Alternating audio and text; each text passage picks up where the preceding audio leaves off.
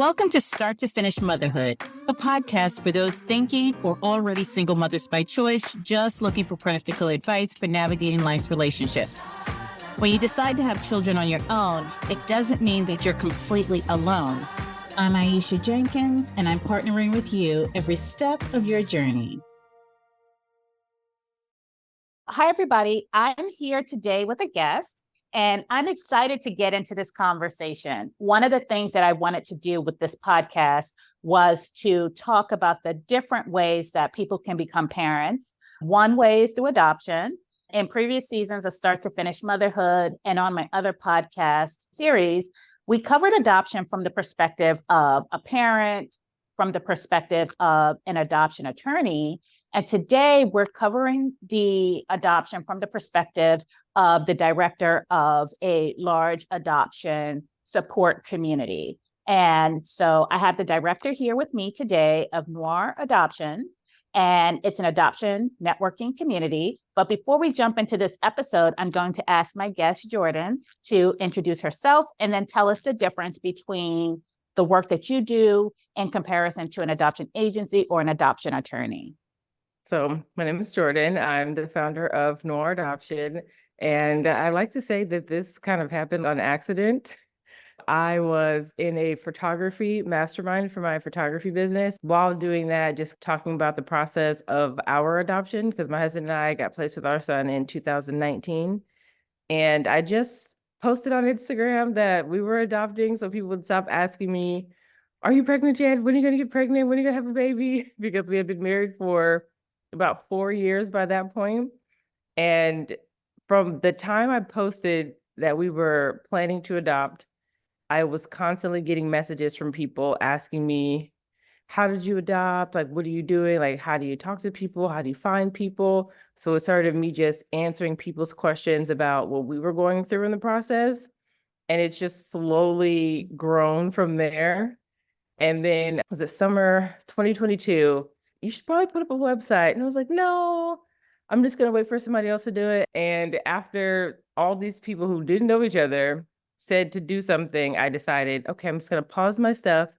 I'm gonna put up a website and then we're gonna see what happens. So now it's a full-blown nonprofit. And hold on one second. I help families who are interested in adopting. So we don't do placements because we're not a licensed child placing agency. But I have adoption agencies, consultants, and attorneys who reach out to me from all over the country because they heard that I had a Black adoption support group on Facebook. So that was like my way of kind of helping people. Just like, yeah, I just have the Facebook group and I just help support people. And my Facebook isn't searchable. So they had to go to a different adoption group, search through the member list to find me, and then message me. And my husband says, if these people are going through all this trouble to track you down, then there's obviously a need here. So I said, okay, fine, we'll put a website up. And so they all reach out to me to find the families. And I just help the families, like if they need help finding a social worker, if they're looking for an attorney, if they need somebody to help them with their profile book. So I kind of connect them with all of the resources that they need in order to become home study approved or to end up getting matched with an expectant mom. It just started off as I'll just put it up and see what happens. And then last year we had 12 members got placed with babies. It would have been 13, but the New Year's Eve baby decided he wanted to come a little bit later. So now we're here, in this year will be our second year in business. And so now I'm like, okay, well, we're going to double everything that we did last year. We'll see if it happens. And so now I'm like, okay, well, let's actually set like a real plan to see where we can go, as opposed to just, if it happens, it happens. And if it's not, then that's okay. But I'm really fortunate to be able to do it. I just love helping people. I've always come from just like a place of service. So the fact that people see my help as this magnitude of being able to help them grow their family, it's pretty rewarding, all that in and of itself. Oh, well, thank you. It's amazing. It's a wonder, a head scratcher when people are like, we can't find Black families, we can't find Black people. And I'm just, I think we all side eye, like, you're not even taking the tiniest steps to look, because we are here And so I thank you for the work that you're doing. And I thank you for your service. And many of the people in my community, thank you as well. And I will be sharing your links inside Start to Finish Motherhood as well. Well, Okay. you said that kind of was one of the things where I was like, okay, something is going on here. Because I keep hearing people say, oh, I just can't find any Black families. There was an expectant mom in one of the Facebook groups I was in who was feeling uncomfortable about the selection that she made with her agency. They were a white couple. She was like, they're a same-sex couple, but I don't have a problem with them being LGBT. The only thing that I'm kind of apprehensive about is they keep making comments about being so excited about getting a Black baby. And it made it feel like the baby was going to be like tokenized already. So then I said, okay, well, why didn't you pick a Black family? And then she responded to me and was like, I didn't know I had that option because the agencies weren't doing any searching for them. So since you say it, then we know like this is actually a thing that is happening. Yeah, I've had probably 2 adoption related episodes in this podcast series where there is some intentionality about getting non-Black families in front of the expected moms and the Black women in my community having to fight tooth and nail to be seen or to be in the list of expected hopeful parents for a baby. And it's just, you think these things are happening, but to actually hear that they're happening still boggles my mind. We were matched with an expectant mom the summer of 2022, and she told me that she had been talking with the social worker at an agency, and she was really adamant about wanting a Black family. And it just got to the point where they told her that a Black family was not going to give her baby the life that she wanted for them, so that she should just pick one of the families that they had available to her.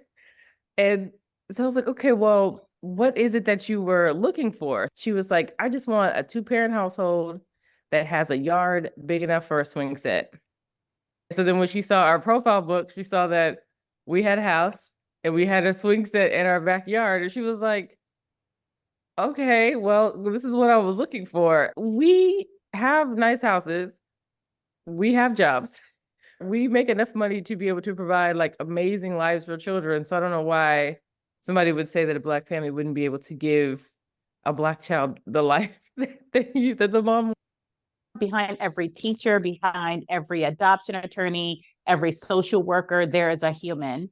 And with those human beings, they bring their own biases. So let's dive into some of the questions, because for each season, I'll throw questions out to the community and see what information they need. Let's jump into, from the beginning, what are the top 3 things a person should consider when they're considering adoption as their path to parenthood? First, they would need to determine what type of adoption that they want to do. Private adoption is when it is birth parent to adoptive parent. And then they have international adoption. So then it really comes down to, do you want to adopt from foster care or do you want to do private adoption? Because they're completely separate entities and completely separate price points. So when you do foster care, you're going through the state. You don't really have a say on who you're adopting. They just call and say, hey, we've got a baby or we have a toddler. Can you take them in? With private adoption, it is you're working with the agency. The expectant mom is the one who chooses you, and then you go from there. But if you're adopting from the state, there is very minimal upfront costs because you're typically only paying for your background checks, and then the state will reimburse you for that. Then you get stipends for the child while they're in your care up until adoption finalization.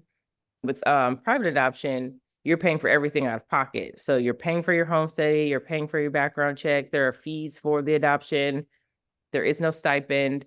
And then there's also the age difference. So foster care, it's typically toddlers, the elementary school children that are available. Okay, and then does Noir Adoption facilitate, or does the community support the different ranges and variations of how one can adopt? So we don't do facilitation. That's when we would work as like the intermediary between the expectant parent and the adoptive parent, because I'm not a licensed agency, so I can't do the placements themselves. So the people that we work with, they're all agencies and attorneys, and they all typically do infant adoption. I think the oldest that we've had come through that has successfully gone through to placement, it was 6. But typically they're newborns or just a few months old. All right. So as a leader in the adoption space, what are some of the things that a prospective parent should be on the lookout for?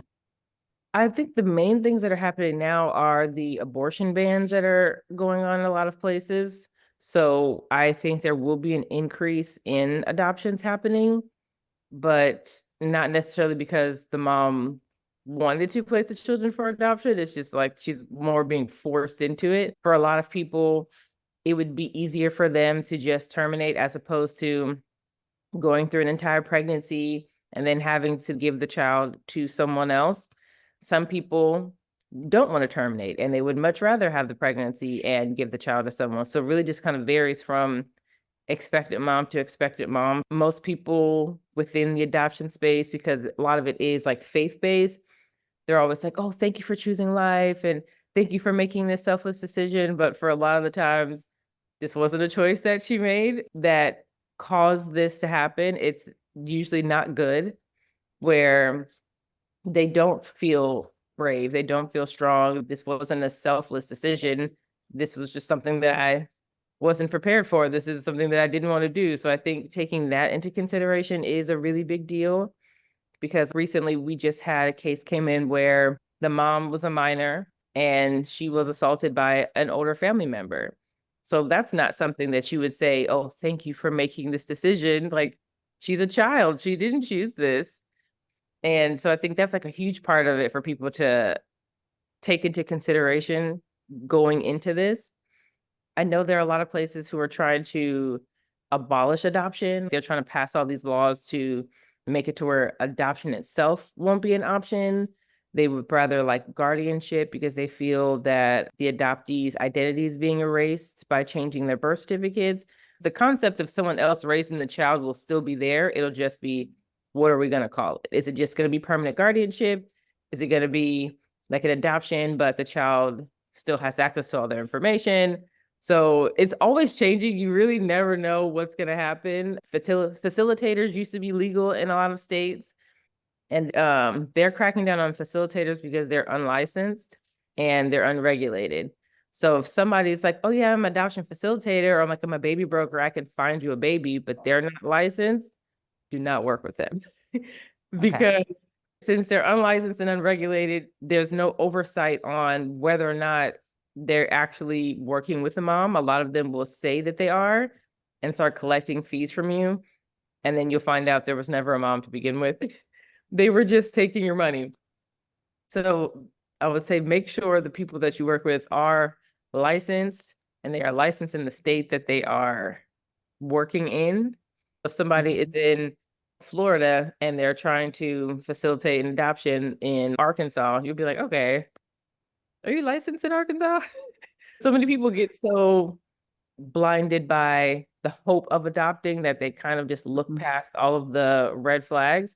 And they're just like, oh, somebody said they have a baby for me and I need to send them $5,000. So I'm going to go get a cashier's check right now and send it over without actually looking into any of the information, without getting proof of pregnancy, to find out if there actually is a mom to begin with.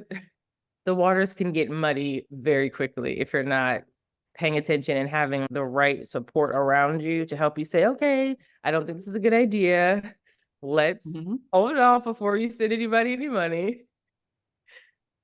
So I think So the important okay, so I have a question in terms of licensing, right? Is there a database that you can go look up? If somebody contacts you and you're not attached to an agency, is there some way you can DIY search for someone's license number, search for someone from a professional database? Is there anything that someone can do to verify for themselves that a person is who they say they are and are licensed? Yes. Every state has a list of licensed agencies. I know here in Texas, it's the Health and Human Services who mandates the licensing for child placing agencies. You can go to their website and there's a list of licensed administrators there. It'll have the name they use for their business and their contact information. When it's a social worker, typically, and like all their email signatures, there is their license number. if I'm looking for licensed social workers in Texas, you can put their number in and their information will pop up. Same with attorneys. They have an ID number and those things, agencies, everybody. There is some type of a database where you can look the people up. Self-matching has become very popular recently because adoption fees are expensive. Right. And every year they just keep going up because of inflation, and adoption is a business, unfortunately. It's a crazy thing to say that it is a multi-billion-dollar industry. So they want to make sure that their staff is being covered, and you're paying for everything from the social worker doing an intake interview with the expectant mom to contributing to the rent of their office space, their shipping supplies, meals when they're out traveling with moms. So people are like, okay, well, I don't have $50,000 available liquid that I can just throw at a maybe, because there's no guarantees. You can pay all the money and the mom has 72 hours after birth to determine if she is going to place or if she's going to take the baby home with her. And, as a Black community, we have a big mistrust in a lot of industries based off of like the history of how we've been treated. So that makes people nervous to say, yeah, I'll give you $50,000.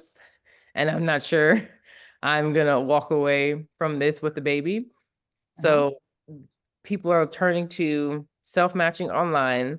And if you're in an agency only state, you're not allowed to self-match. You would have to go through your agency. So if you do come across somebody who says that she is pregnant and wants to place her baby with you, then she has to sign up with your agency.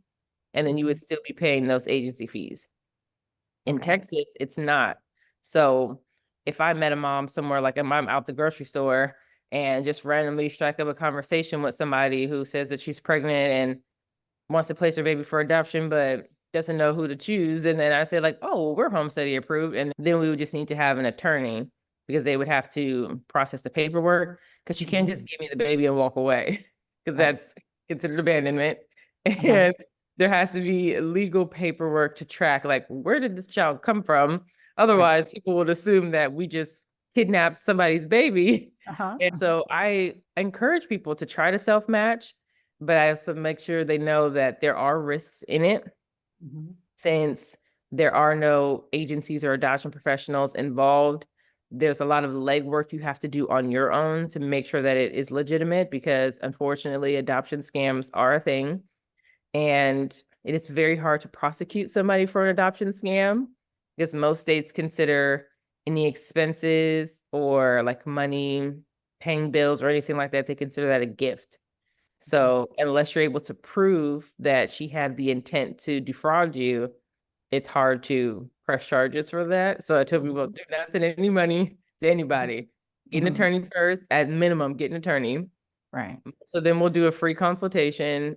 Even if they charge you a consultation fee, it'd be better to pay this attorney their $150 to find out whether or not this person is legitimate than to start paying their rent for 6 months, only to find out that 5 other people have been paying their bills for the past 6 months, and she never intended on placing the baby for adoption. So now you're out of 6 months worth of rent when you could have just paid somebody's consultation fee and they would have told you, no, don't do that. The next question is specific to single Black women. Are there any consistent hurdles or complexities involved in single parent adoption that we should be aware of? And does it matter where you adopt geographically? Geographically, it doesn't matter. I would just say to focus on states that actually have like a good demographic of Black people, because if I'm calling an adoption agency, one of the things I want to know is, do you work with Black expectant moms? Because if they say, oh, we work with like 50 moms per year, and then I say, okay, well, how many of those are Black? And if they say 1, then I'm probably not going to sign up with them. So I usually focus on the South, because that's where there's like a huge population of Black people. So I tell people to focus on those states primarily. If you live in New York or New Jersey, it is significantly harder to adopt because their adoption laws are very strict. So with them, it's better to work with an adoption attorney, because attorneys have a little bit more flexibility as far as what it is that they're allowed to do. I believe New York and New Jersey, both of them, after a certain point, the agency gets cut out. So then it's only attorney to attorney. And most agencies don't want to get cut out because then they lose their fees. So I would say if you're in New York, New Jersey, try to find either an adoption attorney or an agency that will work in New York and New Jersey. For the single moms, the biggest hurdle that I've seen is with Southern agencies or faith-based agencies that believe that it needs to be a two-parent household. They are tied to the church. They believe in only heterosexual married couples being the ones that they work with. But we know that Black women being single moms by choice is on the rise, because a lot of them are like, well, I never wanted to be married, but I did want to have kids, because I just believe that not everybody is meant to be married. Right. So if you're somebody who doesn't want to get married, but you still want to have children, like, you shouldn't be penalized for that. Right. And as somebody who grew up in a home where I had a two-parent household, but they weren't married, I was like, why don't you just get a divorce? Like, it would be so much better if you were just single. Like, we will be fine. Right. But yeah, so that would be like the main thing, is when the agency themselves don't work with single moms, or they don't think that single parents would be, if the agency will only work with couples, then they won't accept the profile of a single mom. I've been trying to get them to open up more. Like, there's one who recently started working with single moms, because a lot of them just assume like, oh, if you're single, you're struggling. And I'm like, the single moms who reach out to me, they are educated. They've got at least one degree, sometimes two, and a master's. They usually own their own home. They have a strong family system. They have the support they need. They just are ready to be a mom. Sometimes they're like, yeah, I was engaged, or I was married, but he cheated on me, or he didn't want children, or he passed away or something. And so now this is me trying to move into that next stage of my life. I don't feel like you should be penalized for wanting to be a mom just because you haven't met the right person yet. Right.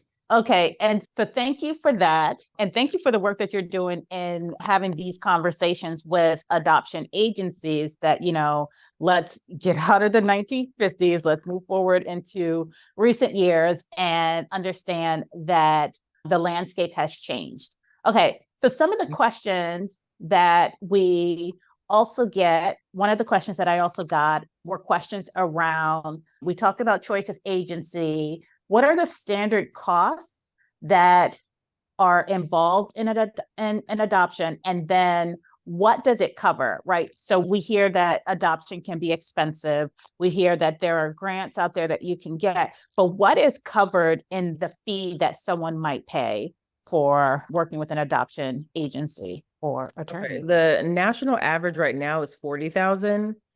I've seen them go as low as 25, depending on the age of the child, and then if there are any significant exposures, health conditions. And then I've also seen them go as high as 67, I think was the highest that I've seen. So close to 70,000 for it. And it covers everything from the attorneys involved, the social workers, the intake interviews. They cover any medical copays the mom has. Each state has a cap typically on expenses. So rent, groceries, any utility bills, they'll buy them clothes. Sometimes it's transportation, getting them a phone. So for some moms, it can be higher than others. There are some agencies who will have like a flexible type of a fee structure where it's based off of each individual mom's needs. Other agencies will just have a flat fee and say like, okay, we're going to estimate $10,000 in living expenses for this mom. But if she doesn't use that full 10,000, then the money will just go into a pot that another expectant mom would end up utilizing. So that can be kind of iffy for me, because I'm like, okay, well, if the mom that I've matched with doesn't want any of her expenses covered, then why should I have to pay for expenses? If she's like, oh no, I have a job, I have health insurance, I just can't take on any more children, then I feel like fees should reflect that. But a lot of the agencies kind of like to choose how they want to set up their fee structure. And sometimes legal is included all the way through finalization. Other agencies, you wouldn't have to have your own attorney in your state. It really kind of varies. Sometimes they offer counseling to the expectant mom. And most of them, I think almost all of them do support up to 6 weeks. Some of them do support up to 8 weeks post-placement. If she's homeless, then they have to find her a place to live, either put a down payment down on an apartment for her, or sometimes they put them in like an extended stay hotel Mhm. for the duration of their pregnancy. They don't care about Yeah, like 'cause what I happens worry after. about, okay, so I just think like here's this lady walking around sore from like her C-section scar, like, and she's got to get out of this hotel, like, hopefully they find her somewhere, because you never know what happens Right. after with the mom. Did they find? So Jordan, I have a question. In terms of the fee structure, do some agencies or some firms have like a sliding fee? I know that there are grants that people can get. Is any of this negotiable? They're not negotiable, unfortunately. The fee is the fee. There are some places that do sliding scales, but it's based off of income. Okay.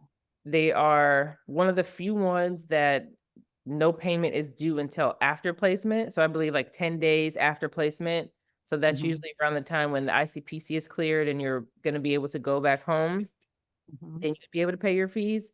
And that gives you some flexibilities. If you get a grant, they don't just say, okay, yeah, you're awarded $15,000. It goes directly to the adoption agency or the adoption attorney. And it Okay. only goes to a licensed person. It goes straight to the agency. So that's why some places will allow you a few days post-placement for payment, because they know, okay, well, you got to reach out to the grant writer, let them know that you've gotten placement. If it's over a weekend, the check's not going to clear because of the bank. So they give you a little bit more flexibility with that. Mhm. But that is probably the only one that I've worked with that does have a sliding scale. But typically, there's still going to be some like significant financial, you know, outcome for the Mhm. hopeful adoptive parent. It just Mhm. varies based off of what agency that you go through, how much you get in grants. Most grants are tied to a church. So they want to know, like, you go to church. Sometimes they want a letter from your pastor or from your deacon. Some of Mhm. them want to know how much you pay in tithes every year. Like, how dedicated are you to the Uh-huh. church? I just go on major holidays. Yes, for me, my husband and I, we don't qualify for most of the grants because we don't go to church, and my husband was Uh-huh. raised Muslim. Unless there's I used to be a church kid grant, then I'll apply for that one. You have to have some type of financial commitment in order to get a grant. So they're not going to just award you a grant if you haven't paid anything. You have to be home city Mhm. approved, and they want to know that you've made some financial contributions towards your adoption, because most of them will cover the second half. So you've already gotten Okay. matched with the mom, and now it's the remaining fees before placement. If you'd already gotten placed, they won't give you the grant usually. Oh, okay. All right. So, two questions. Can you explain what's all involved in the home study? PC, that is basically the states communicating to each other to say that you are legally allowed to leave with that child. Mhm. It really depends on the courts from wherever you are. Like if you're in a small town that has a small court and they're kind of backlogged, it can take longer. So it is basically like paperwork that the social worker or the attorney files with the state that you're in. So I'm in Texas, so say I have to go to Florida. So I have to get permission from Florida to be able to leave the state with the child. And then I got to get permission from Texas to bring the child to Texas. So it's this process between the states to say, like, yes, this person can legally leave the state with this child, because otherwise they'll just see it as kidnapping. Usually it's anywhere from 7 days to 14 days, so like 1 to 2 weeks. So I Mhm. tell people, like, make sure that you've planned for being out of town for at least 2 weeks, because that Mhm. cost right there will add up between the hotel or the Airbnb, your rental car, your flights. Most people tend to drive if it's within a few hours to save money on their flights, especially when you don't know when your return flight is going to be. Right. Yeah. So that is also something people don't really consider. They think like, oh, I'm just going to be able to pick up baby and go home. But, a lot of people, they have to let their job know, like, hey, I'm in the process to adopt and I might have to take off a week, or I'm gonna have to work remotely for this week. And so we had one where it was right before Thanksgiving. So I was like, oh no, I thought they were going to end up being delayed because of the holiday. But fortunately, the people were like, oh no, we're going to try to get this done before we close. So I think that was one of the shortest ICPCs I'd ever seen. They didn't want them to be stuck there because they were going to be closed that Thursday, Friday, Saturday, Sunday. And then I think that following Monday, they were also going to be closed. So then that was going to push it out an additional 4 days from the usual time. The typical time that I'd seen was 2 weeks, but since so many jobs now are able to be remote, it's been a lot easier for people to do it. Back before the pandemic, when everyone actually had to be in their jobs, it was much harder because if you're like, okay, well, I only have 2 weeks of PTO, and then you try to cash it out for that, then you're like, okay, well, what am I going to do for the rest of my time if I don't have maternity leave or FMLA? But fortunately, the world has adjusted that benefits people who are traveling for adoptions. Okay, thank you for that. And then the home study, when I was considering adoption, the home study was a thing that would just have a grip on me. Like, what does that mean? Do I have to have extra room? Do I have to buy, all this stuff? So can you demystify for some of the listeners about what the home study is and what does it entail?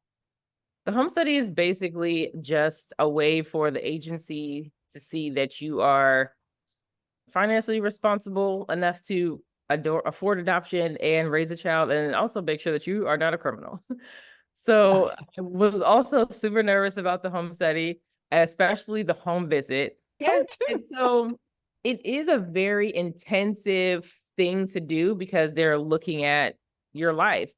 So we had to do like an autobiographical statement, which was, I think, like a 10-page questionnaire each. So one for me, one for my husband. And then we had one that we had to do together.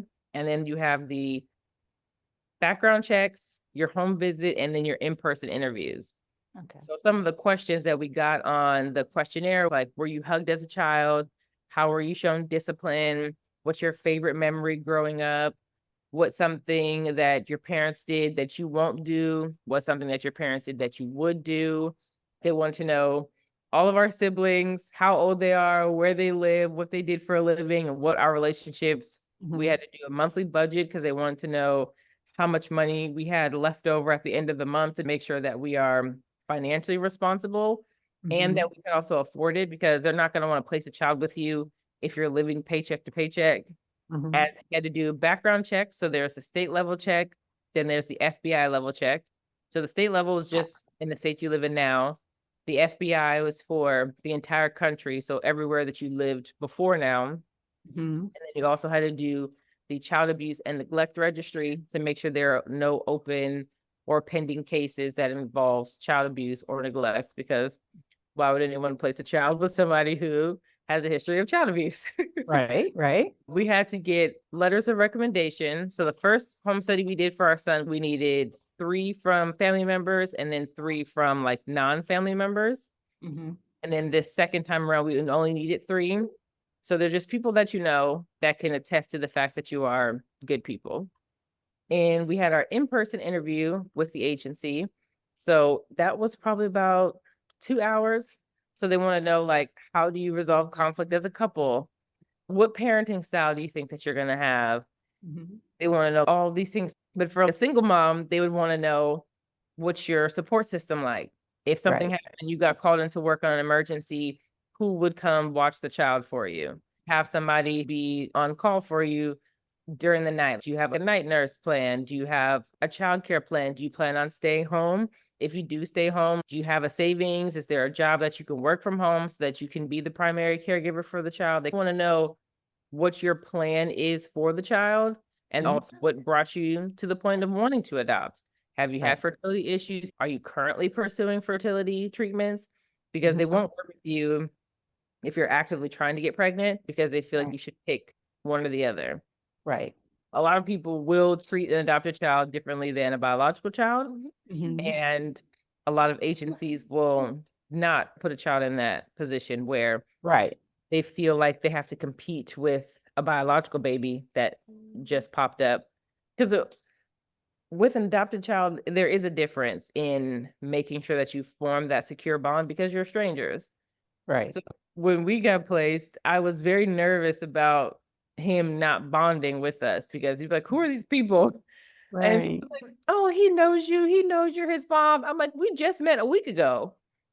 He does not know I'm his mom. He's just like, who Right. is this lady that keeps singing me these songs off key or something?" So it's like you have to let them know, like, I am your primary caregiver. Someone's like baby wearing and talking to him and everything to make sure he knows, like, I'm your mom. Okay, like Yeah. if you need something, I'm the one that's gonna come take care of you. So Uh-huh. they want to know, like, are you gonna be, what's your commitment level to being able to do this?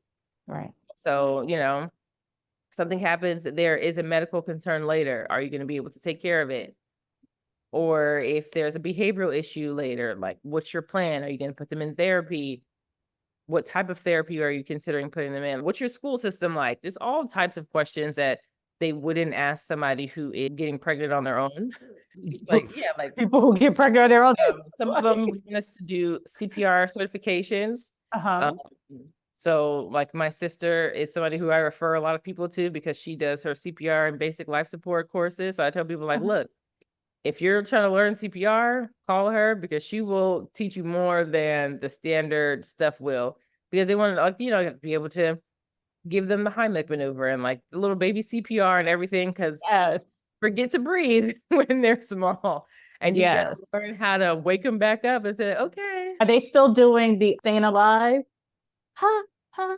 So we had to do 9 hours when we adopted our son. So it was 9 hours of video courses, and then we had a notebook, like a binder. It was like 200 pages of reading material Okay. of all the types of things like safe sleep, Munchausen by proxy, sleep cycles as kids get older, nonviolent forms of discipline. So a Mhm. lot of agencies will have you sign some type of affidavit or something that says that you will not use physical discipline on the child. The nonviolent forms of discipline was a big one that they pushed because it kind of went through every age and how you should effectively discipline your children based on what goes on. What a 2-year-old is doing is going to be different than what a 12-year-old is doing, how to test their boundaries and stuff. And then also, why could they be acting this way? And, Mhm. adoptive children will have sometimes a little bit different emotions when it comes to hormones and stuff. Then Mhm. emotions are going to come up, like when you were going through puberty and you're just like super moody.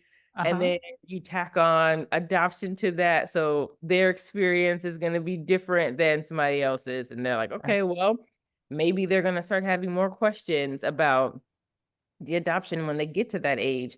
You Right. need to be prepared to have these conversations with them, but it's not as scary as it seems. It's just very time consuming. Okay. Once you Okay. have everything set in place, most of the paperwork is the hardest part. The home visit was a breeze. It was just like when somebody comes over, you're just like, oh yeah, let me show you around. It's like, oh, this Right. is our bedroom, this is the bathroom. But like you can have an apartment, you can have a townhouse. We had a townhouse when we adopted our son, and they just wanted to know, like, okay, is this gonna be his room? This is gonna be the bathroom that he use when he grows up, or he or she, because we didn't know. No. Mhm. That was just the main thing. And then if you have any weapons, they want to know they're going to be locked up. Another thing you will need is your adoption profile book. So that is very important to have Okay. because that's Okay. what the expectant mom or the expectant family looks at to choose who they want to ultimately like place their baby with. So I'm like, do not skimp or like half do your profile book because that's your first impression. Uh-huh.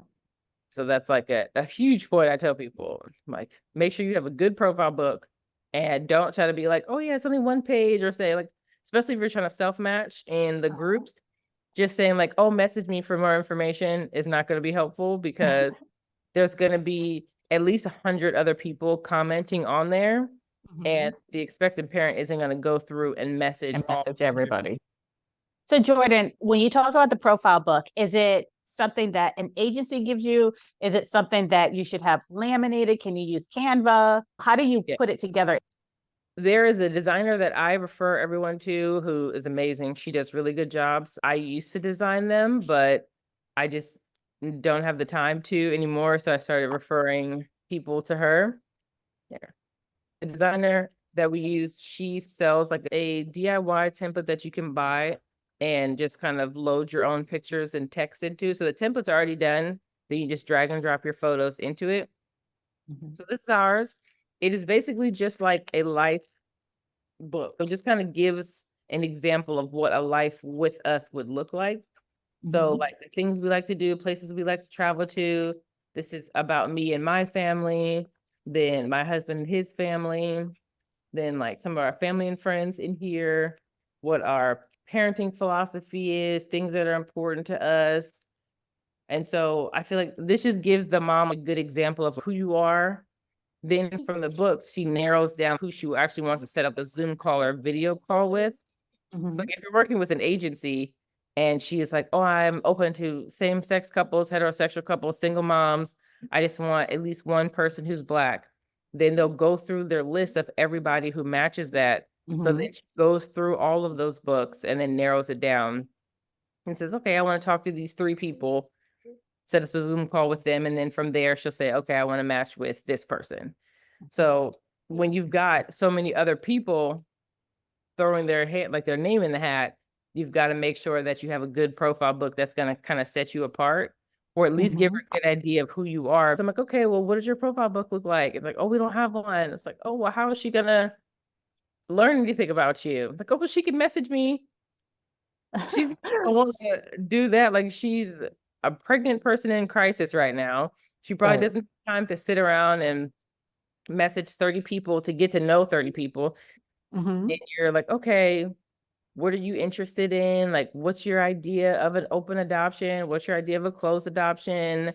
What are you looking for? So then she's got to go through all that with all these people.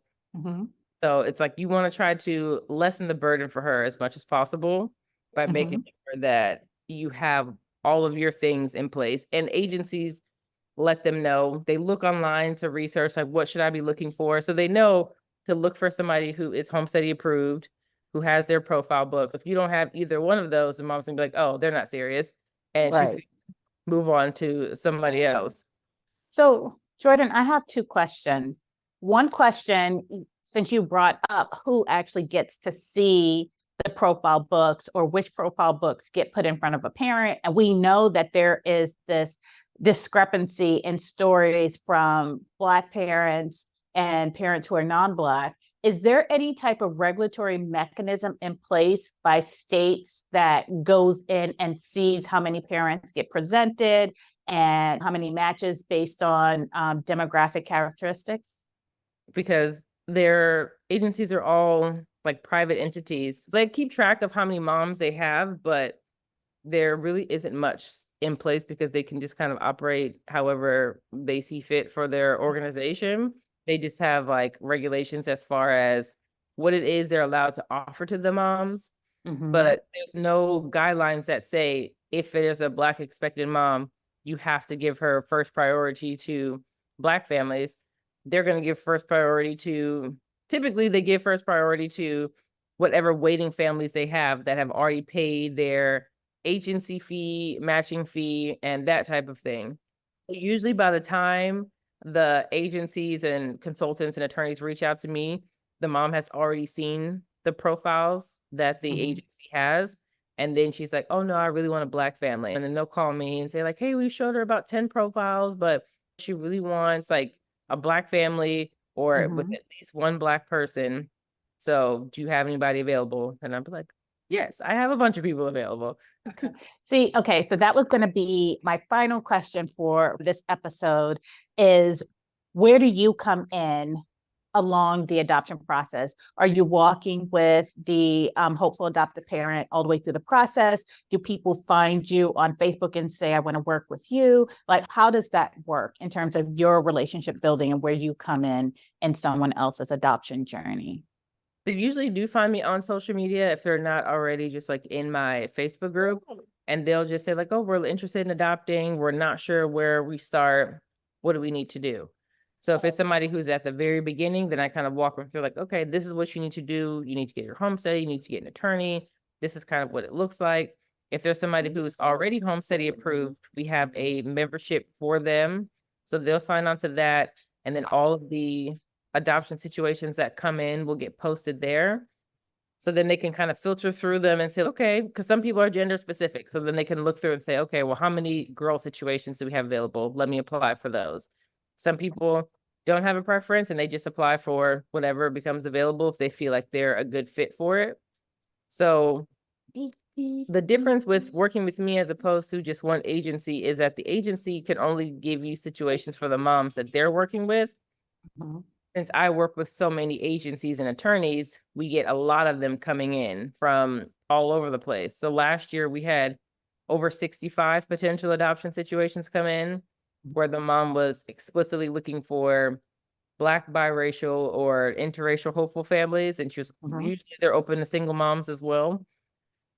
But it still goes back to making sure that the Black woman has the choice, because primarily it's Black women who are making the adoption plan. 9 times out of 10, it's a Black mom who's like, no, I really want a Black couple.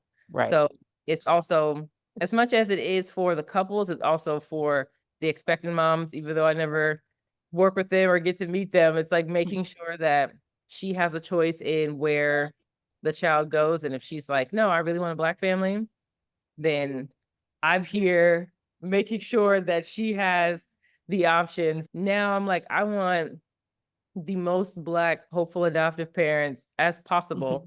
It goes from being told, oh, we only have one interracial couple available to let me call Jordan. She's got 50 couples or 50 hopeful parents that you can choose from. When you have more options, you can make a more informed decision. And then you Yes. feel like you're making the best choice because like you really never know. We had one single mom who was told that it was going to take her years to adopt because she's a single mom. She signed on with me. The first situation that she saw, she submitted for. A couple of days later, she got a call from the attorney saying that the mom chose her. So she was like, oh, I'm so excited. And then she was placed in January. Mother's Day weekend, she got a call from the attorney that the mom was pregnant again, wanted to know if she'd be willing to take on this baby because she wanted to keep the siblings together. So she was like, absolutely, yes. And then we found out that it was twins. Oh my goodness. Yes. Mazel tov. These are Right. blessings. Yeah, so she had 2 adoptions with it, like got placed twice within a year with 3 kids. And she's like, well, now my family's complete. So it's like you really never know. Some people it takes longer to match only because like some of the expectant moms are looking for something specific. Like I've heard where they're like, oh, I'm looking for somebody where the mom is going to be a nurse, or I want somebody who loves animals, who has a lot of pets. So if they're looking for that specific thing, then it can take longer for people to be matched. We had somebody chosen because she had a picture of her baking cookies in her profile book. She was like, I was grappling back and forth of whether or not I was going to put that picture in there. Because I'm like, oh, nobody's going to care that I like to bake. But the mom saw it and she was like, this looks like a mom who's going to make snacks after school. And so that's what I'm looking for. For us, we got chosen twice because there's a picture of my husband and my son playing basketball. And both of those expected moms had played basketball. And dads also played basketball. So they were like, oh, that's so cool. We love basketball. You love basketball. So you really never know. That's why my book has a ton of pictures in it. Some people can focus more on text, but I'm like, the photos are going to show it. Like there could be somebody who loves Disney and then sees this picture of us at Disney World. And she's like, oh my gosh, yes, this is the family that I need because I used to love going to Disney as a kid and they go to Disney. So that's who I'm going to pick. Use as many pictures that's going to show all the fun things that you enjoy doing. If you like to travel, put those in there. If you have a little hobby of like crocheting and you've got a picture of you crocheting, put that in there. You want to try and make yourself look as appealing as possible, but just give more insight on who you are. If all of your pictures are only professional photo shoots, then it's going to be like, okay, well, I don't really know much about this person because all these photos are staged. If you've got like 8 nieces and nephews and you take them to the zoo once a month, post pictures, put your pictures of that in there. It'll see that you have a bigger support system and that even though you are a single mom, the child is not going to be lacking on anything because you have enough people that will be in the child's life to make sure that there is going to be enough male influence. You've got 5 brothers, so you don't necessarily need a husband to help rear your child because all the uncles will be there. Pee through the Cheerio. Yeah, like my sister's a single mom and my niece, and we say like, you know, she has enough uncles Uh-huh. to where she doesn't really feel like she's lacking on anything. Every daddy-daughter dance, somebody's there. She just had my husband and he's like, "What do you want? I'll get it for you." Yes. And yeah, like, so she's fine where she just knows that she's got all these uncles, and if she even looks at something for too long, be like, "Do you want it? Okay, I'll get it She for knows. us. We got you." Well, Jordan, thank you so much for taking the time to share your insights, your experience, and your joy for doing the work that you do. Now, where could people in the Start to Finish Motherhood melanated community find you? Where are you on your socials? Where can they join your community? Tell us a little bit about how people can contact you. Okay, so my website is noiradoption.com. It's NOIRE adoption.com. So there you can find more information about our services. You can read my story there. My calendar is on there. So if you want to book a call with me to just answer questions about your specific adoption or what it is that you're looking for, my Instagram that I primarily use is Black Adoption Matters. We also have the Noir Adoption. And we also have a Facebook group. If you search for Black families hoping to adopt, it should come up. Or if you put Noir Adoption in Facebook, you'll find our Facebook page, and the community should come in there as well. All right. Well, thank you. And hopefully all my listeners have found this episode insightful and as enjoyable as I did. So Jordan, thank you. And that's it for now.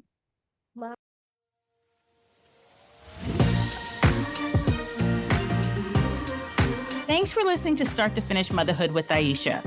If you want to keep the conversation going, follow Start to Finish Motherhood on Instagram or email me at aisha@starttofinishmotherhood.com. If you love this episode, please share it with anyone who's thinking of becoming a single mother by choice, anyone who's already parenting as a single mother by choice and just looking for advice on navigating it all, or a friend or family member who's looking to support someone else's single mother by choice journey. Until next time, bye now.